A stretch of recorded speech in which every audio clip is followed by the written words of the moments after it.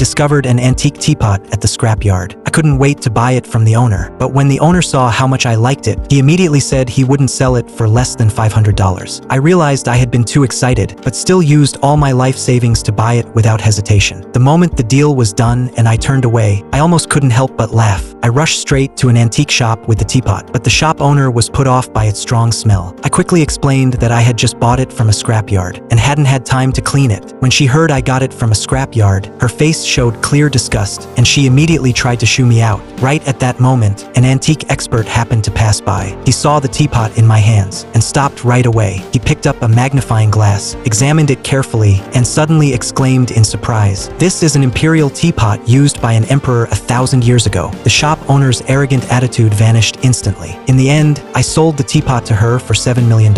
Impressed by my appraisal skills, she took me to an antique auction. The first item up for bidding was a 1,500-year-old painting. The whole room was buzzing. Everyone wanted to get their hands on it. The shop owner was also ready to bid, but I quickly stopped her because I could tell the painting was actually a fake. The people around immediately began to sneer, and even the expert sitting in the back laughed mockingly. They thought I knew nothing about antiques. The painting was soon bought by a young rich man. The shop owner was furious, blaming me for not getting the painting. The young rich man even proudly showed it off in front of me. I calmly said, "I can prove it's fake." This made him very angry. He demanded that I authenticate it right away. I took a sip of water, held it in my mouth, and then sprayed it all over the painting. Everyone was stunned. The antique expert lamented the ruined painting, but when he touched it, he realized the paint was a modern industrial product. The crowd then understood it really was a forgery. The young rich man angrily blamed the auction organizers. Right then, another item on the auction stage caught my eye. I realized that piece of wood contained a treasure, but no one in the room was bidding on it. They all thought it was just a rotten log. I quickly placed a bid of $50,000. The young rich man laughed hysterically, saying only a fool would buy that worthless wood. Even the antique expert agreed with him, mocking me for being stupid. I ignored them.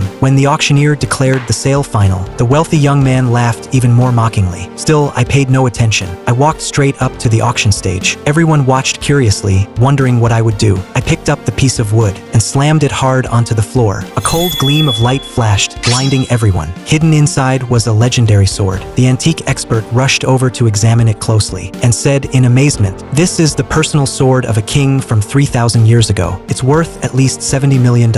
Everyone was stunned. Sometimes people are too quick to believe only what they see, overlooking the hidden truth. If we don't judge others by appearances alone, perhaps we can gain much more. If you enjoyed this, remember to subscribe. Next time, I'll take you into more exciting worlds.